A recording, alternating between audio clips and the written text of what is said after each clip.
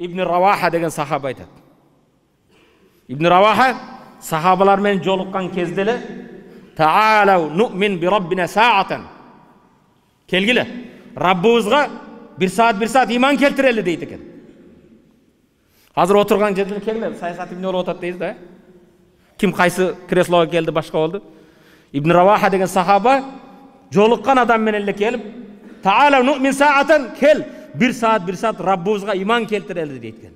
Bir күн bir сахаба менен жолугуп калып, Таалау ну'мин би Раббина саатан, Раббыбызга bir saat iman келтирелик десе, жана сахаба чууланып, пайгамбарга чуркап, "Я Расулалла" дейт. Бу Ibn Раваханы кара дейт. Ibn Раваха сиздин диниңизден, имандан башка иманга чакырып, жолукканда эле кел, Раббыбызга bir saat iman келтирели деп айтат дейт.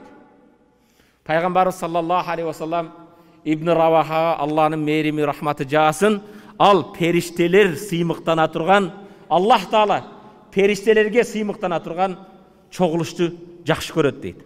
Мунун мааниси кегиле иманыбызды бир күчөйтөлү.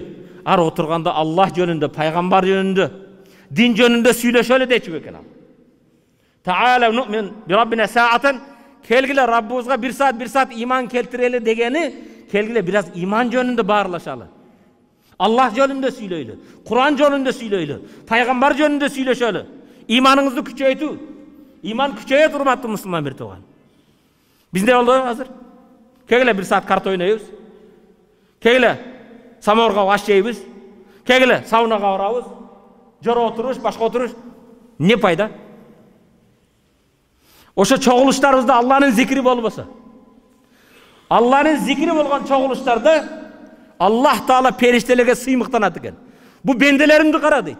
Башкасы соцсетте отурганда кезде, башкасы болгону булар мени зикир кылып жатат деп. Пайгамбар айтат, Ibn Равахага Аллахнын мээрими, рахматы болсун. Ibn Раваха дейт, Аллах периштелерге сыймыктана турган чогулуштарды, маҗлистерди жакшы көрөт дептир. Келгиле. Биз да могу айда Пайгамбар алейхисаламдын туулган айы дейбиз. Пайгамбар алейхисалам туулган айы болсо келгиле. Ар бир чогулушубузда, отурушубузда, үйүбүздө бала чакабыз менен, неберелер менен отурганда Пайгамбар жөнүндө сөз кылалы. Биз башкалар сыяктуу пикетке башкага чыга албайт экенбиз. Пайгамбардын намысы төгүлүп жаткан кезде, пайгамбарды шылдыңдап карикатура кылып жаткан кезде, жок дегенде сиз үйүңүздө Пайгамбар саллаллаху алейхи ва салламдын сүннөтүн тирилтиңиз.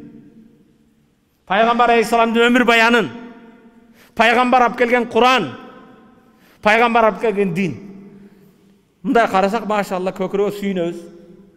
Бишкекте 50ден көп мечиттер ушундай толот. Кыргызстанда бүгүн канчалаган мечиттер, бирок мечиттен чыккан кезде пайгамбардын сүннөтү барбы жашообузда? Улууду урмат кылып салам айтып жатабызбы? Кичүүдү зат кылып жатабызбы? Аллах Тааладан нур келди дейт Аллах. Кад жаакум нурун мин Аллах. Алладан силерге нур келди. Ал нур пайгамбар. Пайгамбардын нуру менен үйүбүздү нурланталы. Пайгамбардын нуру менен чогулуштарыбызды нурланталы. Пайгамбардын нуру менен мекенибизди нурланталы. Бирок китебибиз нур, пайгамбарыбыз нур, динибиз нур. Жашообуз караңгы. Үммөт, ойлонолу.